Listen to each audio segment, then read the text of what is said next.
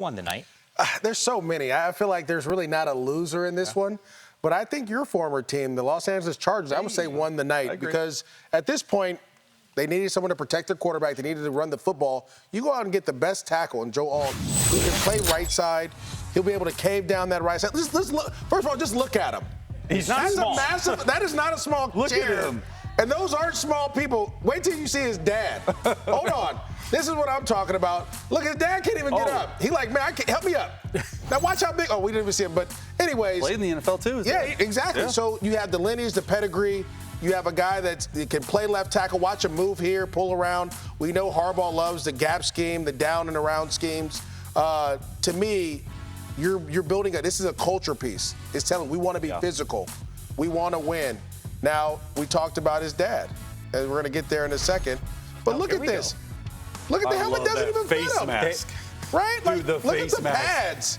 You know how he's built. You know how he was raised.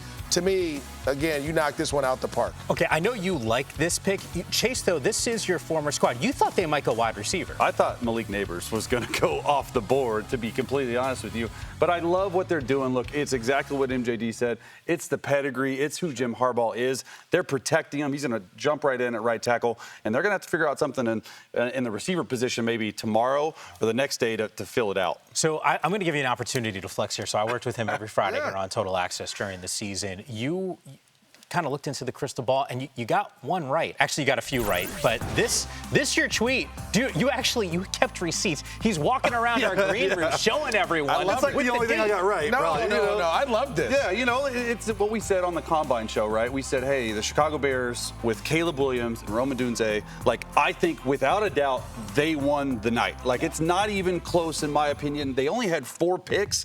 They had 2 in the first 9, and to take a receiver that's going to play for the next decade and a quarterback that can be there for the next 15 years, like that to me is absolutely winning the night. And it's just so cool to see these guys on the biggest stage. They had 2 in the green room. They picked them both. And it's like a plug and play. You got DJ Moore. You got Keenan Allen, Rome, DeAndre Swift, Cole Kmet. Like, you are setting your quarterback up for success for the long haul. And then talk about that defense as well, which we haven't mentioned. Right. The last 10 games of the year, they were top 7 in every category.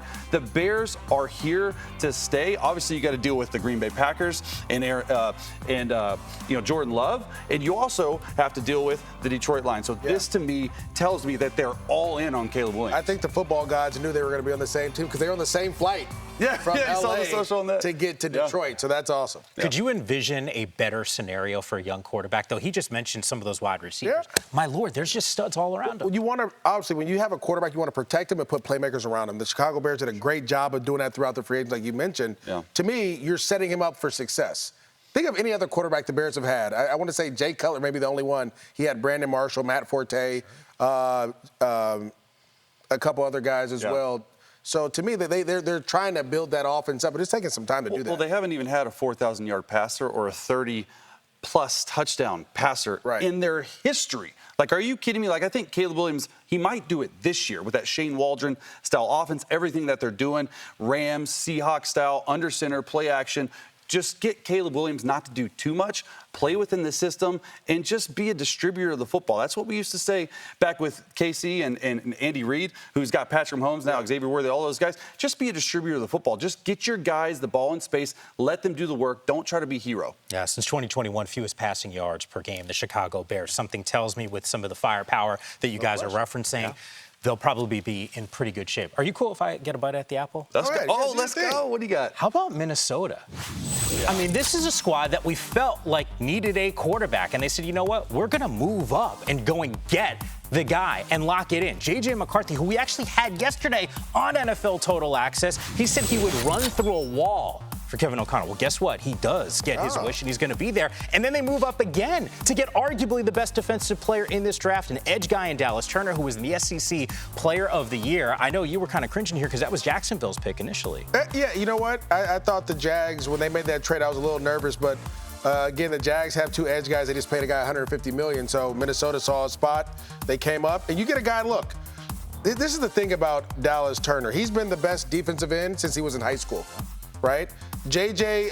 McCarthy has been the most – he's just a winner. We talked about you just want a guy that knows how to win, right? He have playmakers around him. He's used to winning. I want to say it's like something crazy, like 3 games he's lost since high school or something like that. Like, he just knows how to win.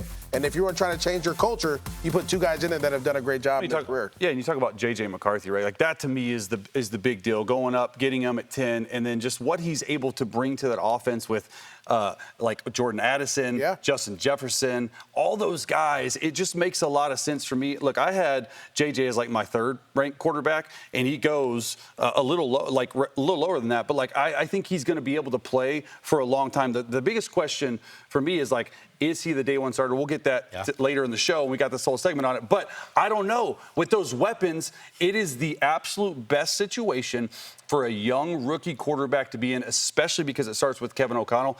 And then, like you were saying, to go back up and get Dallas Turner, who, in my opinion, I mean, other than Latu, is like one of the best pass rushers, can play 3-4. He's dropped like 90 snaps in coverage. He can do it all for you with that scheme that they're running. I really do like it.